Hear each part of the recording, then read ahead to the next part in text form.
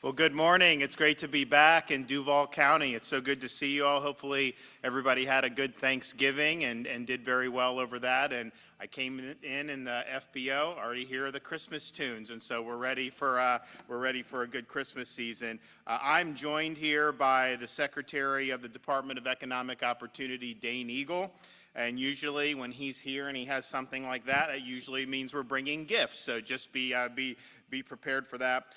We may be joined in a minute by Laura DeBella, who's the Deputy Secretary of Commerce with Enterprise Florida. We do have Greg Evans, District 2 Secretary with the Florida Department of Transportation.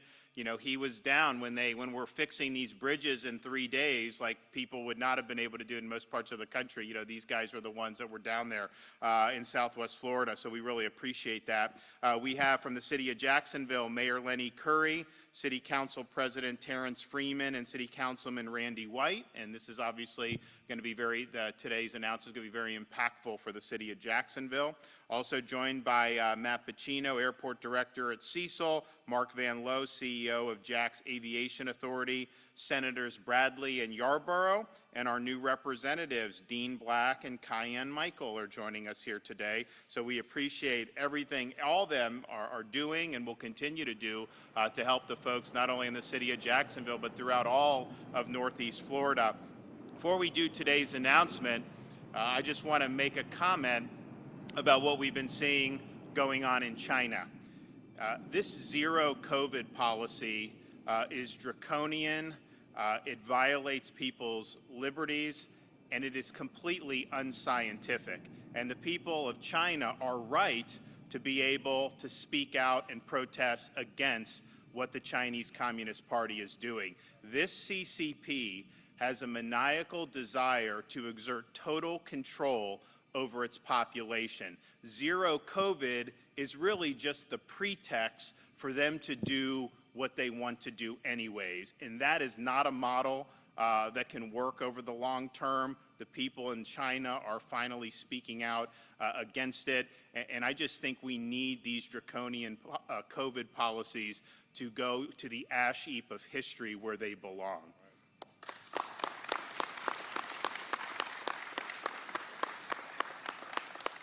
And then as you've seen that go on in China, you know, there's reports that Apple is not allowing the protesters to use this airdrop function where they're trying to communicate. That obviously is providing aid and comfort to the CCP. And so you see that report, and that's very concerning. And then when you also hear reports that Apple is threatening to remove Twitter from the App Store because Elon Musk is actually opening it up for free speech and is restoring a lot of accounts that were unfairly and illegitimately suspended for putting out accurate information about COVID. That's like one of the main things that's being reinstated. So many things these experts were wrong at, and you had people on Twitter that were calling that out.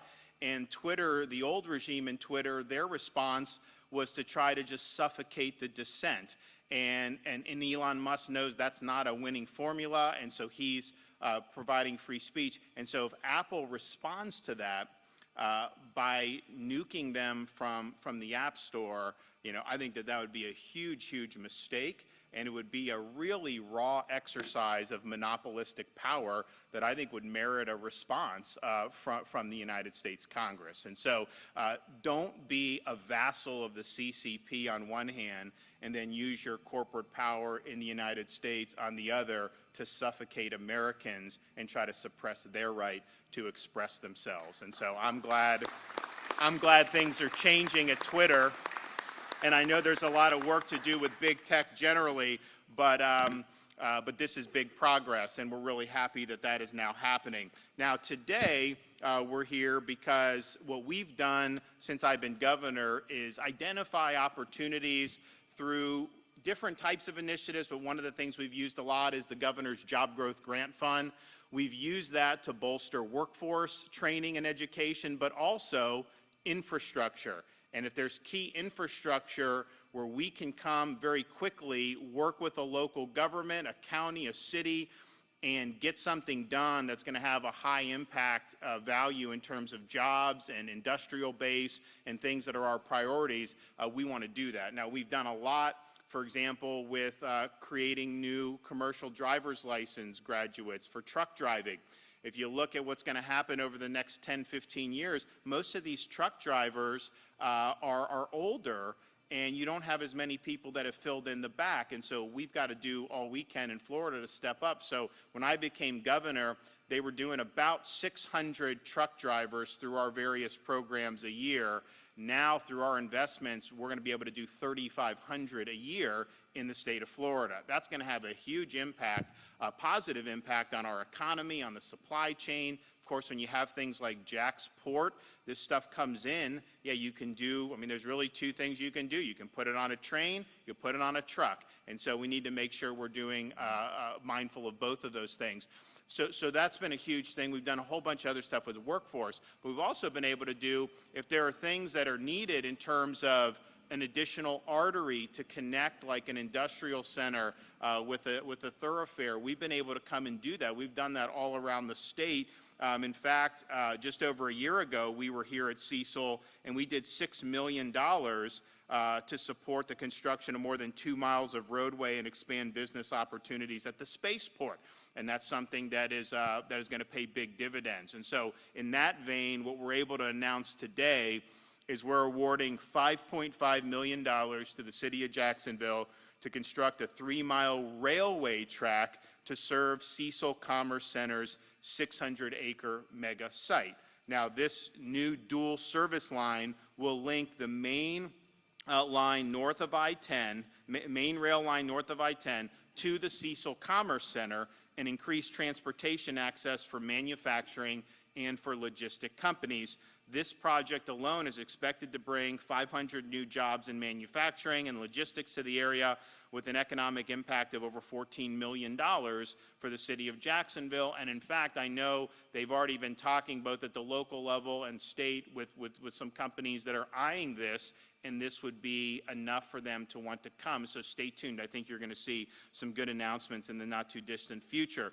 So Cecil Commerce Center is conveniently located near I-10, Cecil Airport, Cecil Spaceport, and Jacksport, making it a prime location for companies that need to move their products anywhere in the country. And businesses in need of new talent will also be able to draw from the Florida State College at Jacksonville Cecil Center, which houses the college's aviation and commercial vehicle driving programs. So we believe that this is a great use of the Job Growth Grant Fund. This is going to make a big difference in terms of the manufacturing and other business footprint here in the state of Florida and in Northeast Florida in particular. So I'm happy to be able to do that. Dane, do you want to award that? Who's going to come up from Cecil? All right, yeah, Len. Right. There we go. All right, there we go.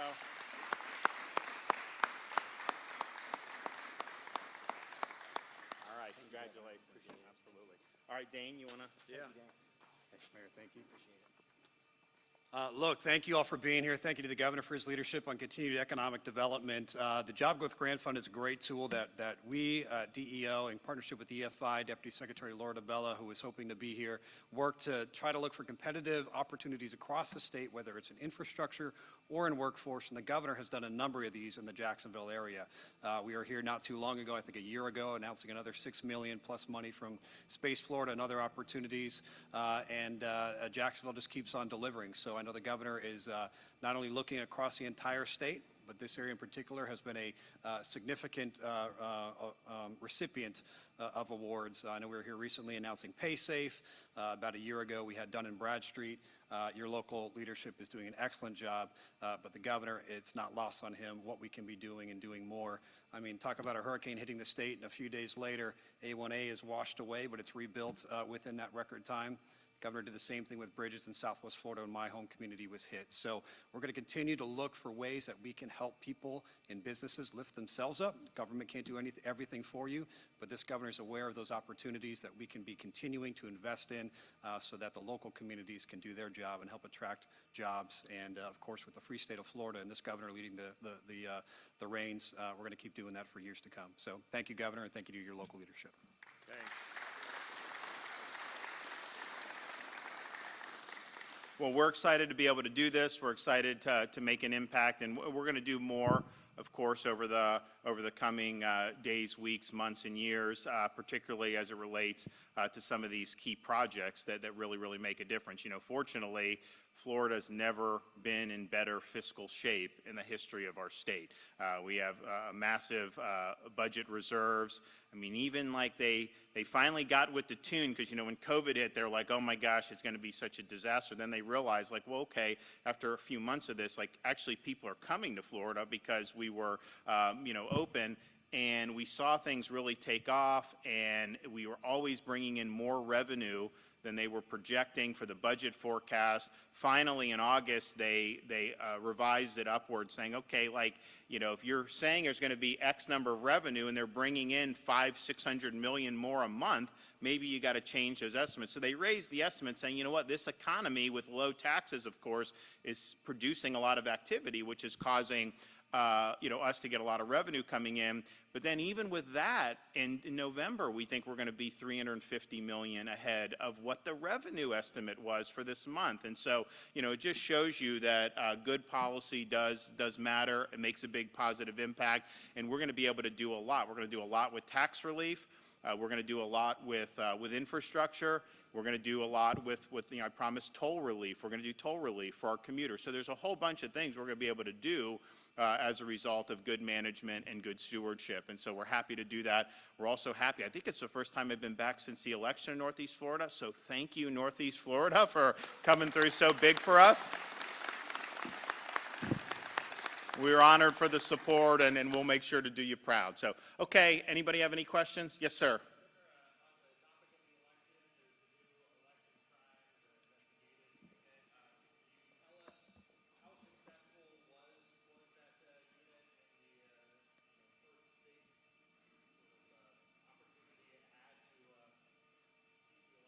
I mean, I think, you know, look, I've asked for as many reports as possible, but by and large, this was a very transparent, efficient, and effectively run election. And that was not true in every state in the country.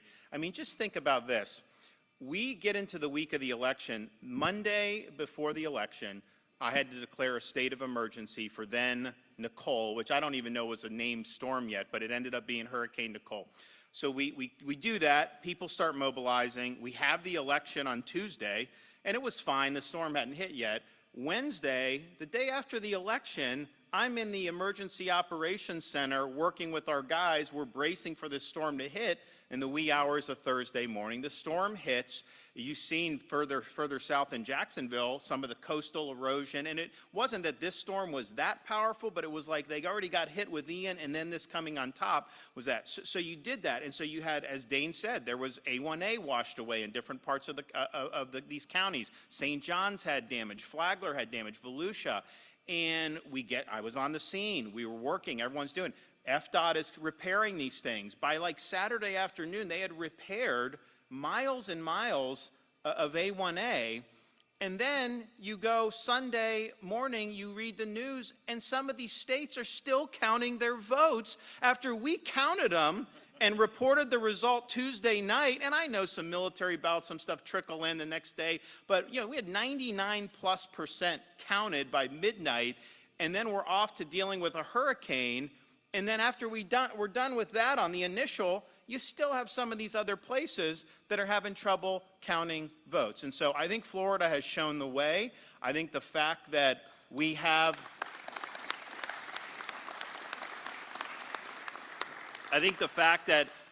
put in place an ability to hold people accountable if they violate election laws has contributed to just compliance. Why worry? Why violate the law if you know you're going to be held accountable? It's not worth it. So I think people get that. And look, not every election is close. I mean, my election was not close. That's how you want to win, okay? But we have elections that are close. So, you know, there was a fellow that they brought charges on in Broward, illegal alien, 9-time conviction, criminal convictions, 9, and then voted in 2 elections in 2021 in Broward, one of which was decided by like 30 or 40 votes. And just think about in this area, you know, the current Speaker of the Florida House lost his first primary election in Duval County by 2 votes. And so that illegal vote could cancel out your vote, and then it could even change the election. So I think it was done well. You always look to see after action what could have been done better, but I think at the end of the day, compared to these other places and throughout our country, I think Florida is really the model. We've taken it seriously, and we won. And I said from the very beginning, when we were doing these reforms, I said, your vote matters in Florida. Don't let anyone tell you it doesn't count. It counts here. It matters. And we take pride in the way that we're running our system. So was there anything that happened that was bad that's going to be investigated? I'm not aware of anything. Of course, I don't get involved in kind of these individual cases as they're being done. There were reports, hey, they may be ballot harvesting in Orange County. They pursued that, and actually they didn't find that. So I think it worked well, and I think that we're really the model for how you do it. Yes.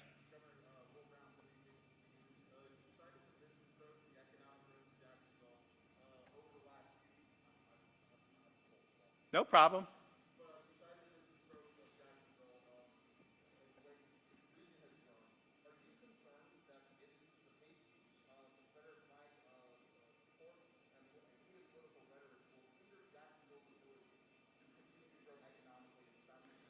You know what I'm concerned about? I'm concerned about people in the media trying to manufacture division all the time. I'm concerned when people in the media, with all due respect, I'm concerned when people in the media take some jabroni that nobody cares about and will try to elevate them and make them some type of celebrity. That is wrong. And so I think what you've seen in the state of Florida is this is a state where everybody can succeed. It's a state where we've proven that in my administration, not just with the results for the state overall in terms of employment, business, and all that, but also who we've had running state agencies, who we've appointed to the judiciary. I mean, these are really historical things, and I think that we've done it right. So I think it's totally wrong to try to tar an entire city or an entire region as somehow they're engaged in hate. That's just not true. In fact, we've worked together on a lot of different issues across the different regions of this state, and I think obviously the election outcome is proof positive that that works. Yes. Okay.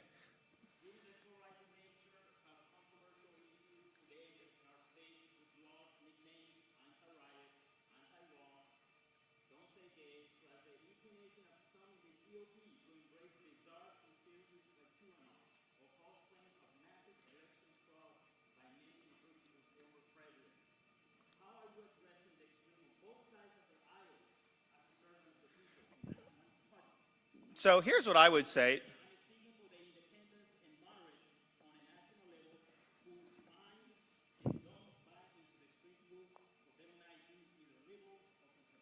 Okay, so first of all, and I respect the question, but you are contributing to that by propagating false narratives. Don't say gay is a false narrative. And you know what? Well, listen, here's the thing. That was a false narrative. And the difference, I think, in Florida is we fight back against that. We don't let the media cow us into accepting that. We don't play their game. We fight back against it. We told the truth to people. We told the truth to parents all throughout the state of Florida. And I know, particularly the national media corporations, I mean, they tried to run with this. They were trying to smear the legislature, all this other stuff. But you know what?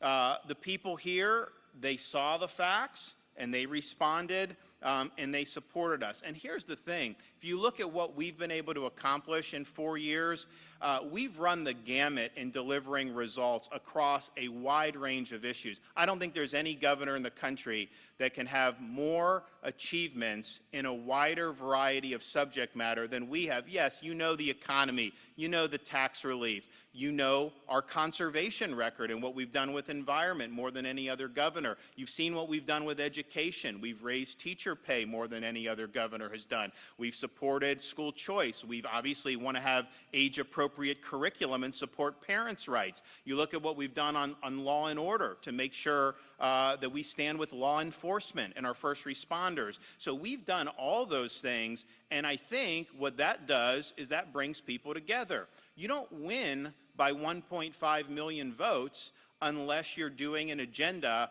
that a lot of people buy into. That's just the honest truth. And so what I do is I let my actions speak.